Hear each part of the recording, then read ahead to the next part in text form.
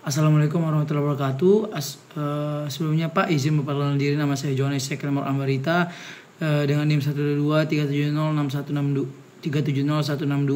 dari Teknik Pertambangan Angkatan 2022. Di sini saya akan menjelaskan jurnal atau resume saya mengenai materi valuasi tambang pertemuan ketiga, di mana judul pertemuannya itu adalah pendapatan atau revenue.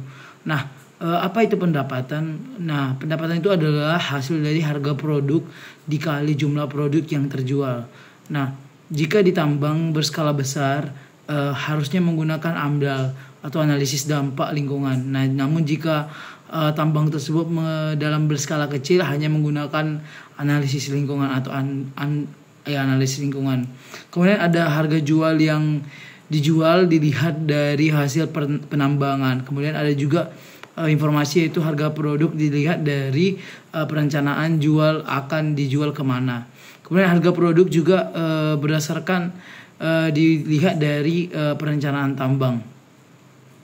Kemudian ada yang namanya itu adalah gross. Gross itu merupakan hasil dari perkalian produksi dikali harga. Kemudian ada net revenue, yaitu hasil dari gross dikurang dari royalty dikali persen. Nah, royalty ini merupakan pajak dari penambangan. Kemudian ada informasi itu tentang net income before tax. Nah, net income before tax ini berasal dari hasil dari net revenue dikurang depresi, dikurang amortisasi, kemudian dikurang depresiasi, dikurang biaya produksi. Kemudian ada net income after tax. Nah, itu didapatkan dari net income before tax dikurang dari tax dikali persen.